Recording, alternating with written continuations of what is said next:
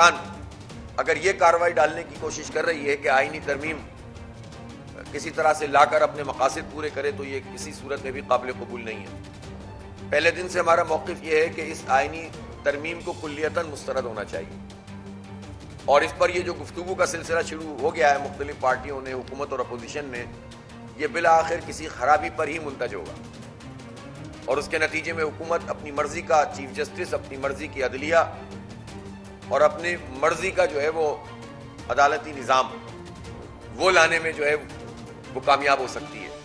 تو ایسی تمام جماعتیں جن کا تعلق اپوزیشن سے ہے، میری ان سے یہی اپیل ہوگی کہ وہ اس گورکھ دھندے میں نہ پڑیں، اور یہ جو شقوار مطالعہ ہے اس کا کام فی الحال ختم کر دیا جائے، کلیتاً آئینی ترمیم کو مسترد کیا جائے۔ جب چیف جسٹس صاحب کا ٹائم پورا ہو جائے گا اور منصور علی شاہ صاحب حلف اٹھا لیں گے، اس کے بعد پھر حکومت آئے اور کچھ آئینی عدالت کی بات اس کو کرنی ہے یا مزید کچھ ترمیم کی بات کرنی ہے تو اس وقت ٹیبل کیا جائے۔ اور افسوسناک بات یہ ہے کہ جو حکومتی جماعتیں ہیں وہ بھی ساری کی ساری تیار تھیں اس بات کے لیے، اور اگر یہ راستے میں رکاوٹ نہ بنتی تو یہ تو تقریباً 20-25 دن پہلے کام ہو چکا تھا اور سب نے مہر لگا دی تھی۔ اور اب یہ MQM ٹائپ کی جو فارم 47 والی پارٹیاں ہیں، پی مینڈکی کو بھی زکام ہونا شروع ہو گیا ہے کہ ہمارے مطالبات بھی مانے جائیں۔ بھائی آپ مطالبات کیا منوا سکتے ہیں؟ آپ کا مینڈیٹ جعلی، آپ کو 2-2 3-3 ہزار ووٹ ملے ایک PS کے اوپر اور 4-4 ہزار ووٹ ملے ایک NA پر، اور آپ کو جا کر مسلط کر دیا گیا جعلی طریقے سے آپ کو، تو آپ کی کیا حیثیت ہے؟ آپ نے تو کراچی کی حیثیت کو تباہ و برباد کر دیا، سندھ کی حیثیت کو برباد کر دیا۔ کوئی وزن نہیں ہے ہمارا۔ وہ آئینی ترمیم کا وہ پیکج کہاں ہے جو بلدیاتی اختیارات سے متعلق تھا، جس پر اتنی بڑی بڑی باتیں کی گئی تھیں؟ وہی کم از کم اس کے ساتھ ملا دیتے تو اختیارات نچلی سطح پر منتقل ہو جاتے۔ لیکن یہ ہے کہ کوئی کام کرنے کی صلاحیت پہلے بھی نہیں رکھتے تھے، اور اب تو خیر ظاہر ہے بات کرنے کے قابل بھی نہیں ہے، اور خود ہی کہہ چکے ہیں کہ ہماری کوئی ویلیو نہیں ہوتی، ہم ملنے جاتے ہیں تو ہمیں سائڈ پہ بٹھا دیتے ہیں اور یہ کر دیتے ہیں وہ کر دیتے ہیں۔ تو یہ بے توقیری عوام کی ہے۔ 5,500 پولنگ اسٹیشنوں اور تقریباً 21-22 ہزار پولنگ بوتھ میں سے MQM ایک بھی نہیں جیتی، اور اس کو کراچی سے کتنی ڈائریکٹ 15 اور پھر 2 حیدرآباد سے، اور پھر اس کے بعد مزید 4-5-6 ملا کے 22-23 قومی اسمبلی کی سیٹوں پہ بیٹھے ہوئے۔ ان 22 سیٹوں کا کراچی والوں کو کیا فائدہ ہے؟ اسی طرح سے بقیہ جو سیٹیں بچی تھیں وہ پیپلز پارٹی کو دے دی گئی تھیں۔ تو اس لیے یہ جو فارم 47 والی کارروائی ہے، اس نے تو پوری جمہوریت کو اور عوام کی تمام ایشوز کو جو ہے وہ تباہ و برباد کر کے رکھ دیا ہے۔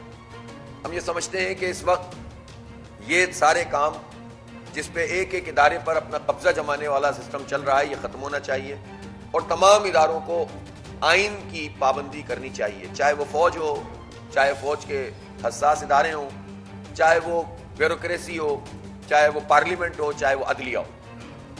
سب کا اپنا اپنا ایک کام ہے، آئین نے متعین کیا ہوا ہے، ہم کوئی اور بات تو کر نہیں رہے۔ آئینی حدود کا خیال رکھیں، اسی آئین پر حلف اٹھایا ہوتا ہے، آرمی کے جنرل بھی اسی پہ حلف اٹھاتا ہے، چیف اور جو ہے عدلیہ کا چیف وہ بھی اسی پہ حلف اٹھاتا ہے، اور وزیر اعظم بھی اور صدر بھی۔ تو سب کا یہ کام ہے کہ وہ آئین کی پابندی کرے۔ جو اپنے اختیارات سے تجاوز کرتا ہے تو ملک میں یہی فساد پیدا ہوتا ہے۔ تو سب کی ذمہ داری ہے کہ وہ آئینی حدود کا خیال رکھیں۔ اب پاکستان کی معیشت کا مسئلہ ہے، اور اس کا بہت بڑا انحصار اس پر ہے کہ بجلی کے بل اور گیس کے بل اور ان کی قیمتیں کیا ہوں گی۔ حکومت نے بھی پچھلے دنوں 5 IPPs سے معاہدے منسوخ کیے، اور یہ پاکستان کے عوام کے لیے اچھی خبر ہے، اور اس میں مبارکباد پیش کرتا ہوں تمام پولیٹیکل ورکرز کو، جنہوں نے جدوجہد کی، جنہوں نے دھرنے دیے، جنہوں نے احتجاج کیا، پنڈی میں 14 دن دھرنا کیا، حکومت کو معاہدے پر مجبور کیا، پرامن ہڑتال کی، سارے تاجروں نے مل کر اس میں تعاون کیا، اور ابھی بھی ہمارا یہ پورا سلسلہ جاری ہے۔ لیکن 5 IPPs سے اگر 411 ارب روپے حکومت کے مطابق قومی خزانے کو فائدہ ہوا ہے، تو دیکھیں سیدھا سیدھا حساب ہے کہ پنجاب تقریباً پاکستان کی آبادی کا آدھا اور اس سے زیادہ ہے۔ 2 مہینے کے لیے پیک کے جو مہینے تھے اس میں پنجاب حکومت نے اگر 14 روپے فی یونٹ کم کیے تو اس کا کل امپیکٹ 50 ارب روپے بھی نہیں آیا۔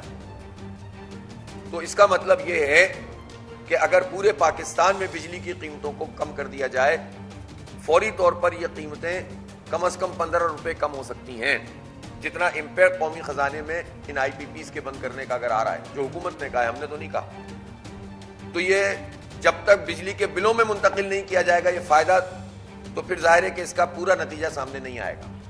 جیسے ہی آپ بجلی کے بل کم کریں گے، آپ انڈسٹری کو سستی بجلی دیں گے، آپ ریزیڈینشیل ایریا کو سستی بجلی دیں گے، لوگوں کی زندگی آسان ہوگی، تجارت چلنا شروع ہو جائے گی، صنعتیں کام کرنے لگیں گی. اس وقت اچھی صنعتیں 30%، 20%، 40% پہ چل رہی ہیں. گیس کے بل بڑھا دیے ہیں. یہ فکس چارجز کیا ہوتے ہیں دنیا میں؟ یہ کیا چیز ہے فکس چارجز جو گیس کے بل میں لگ کر آ رہا ہے 1000 روپیہ، اور بجلی کے بل میں لگ کے آ رہے ہیں؟ طرح طرح کے ناموں کے ساتھ جو ہے وہ آپ ٹیکس لگا دیتے ہیں اور لوگوں سے پیسے وصول کر رہے ہیں. اور حال کیا ہے، جب ہم نے یہ مطالبہ کیا کہ جاگیرداروں پہ، بڑے جاگیرداروں پہ ٹیکس لگاؤ، بڑے وڈیروں پہ ٹیکس لگاؤ، جن کی سینکڑوں ایکڑ زمینیں ہیں، 50 ایکڑ، ہزار ایکڑ، اور ایسے لوگ پورے پاکستان میں صرف 4% ہیں.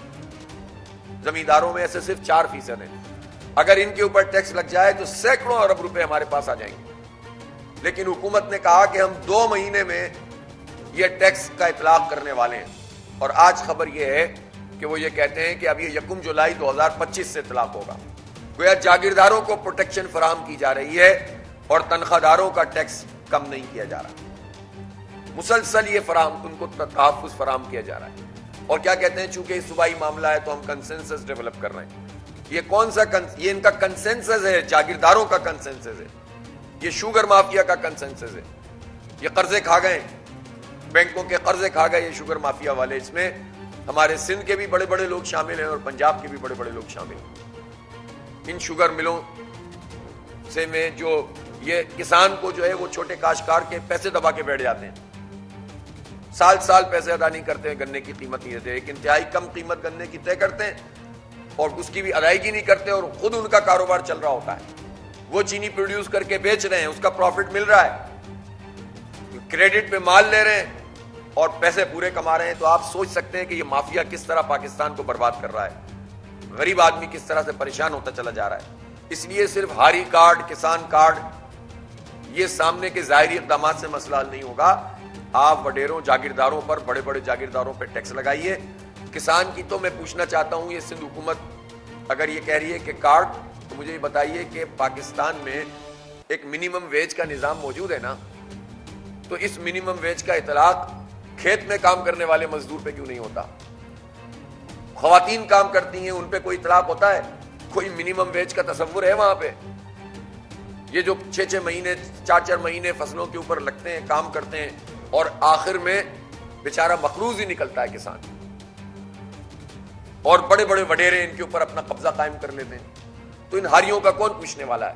تو یہ اس طرح کے اقدامات کر کے کہ آپ کارڈ کا اجرا کر کے سمجھ رہے ہیں کہ آپ بے وقوف بنا دیں گے لوگوں کو، اس طرح نہیں چلتا. اسی طرح آپ پنجاب میں دیکھیں، انہوں نے یہی حال کیا. آتش نیوز پاکستان کے سب سے بڑے نیوز نیٹ ورک کا حصہ بننے کا سنہری موقع. ملک بھر سے درج ذیل آسامیوں کی ضرورت ہے: bureau chief, deputy bureau chief, video editor, city reporter, tehsil reporter, district reporter, crime reporter, press reporter, نمائندہ، نامہ نگار. Chief executive Syed Jamshed Bukhari. مزید معلومات کے لیے ان نمبرز پر رابطہ کریں.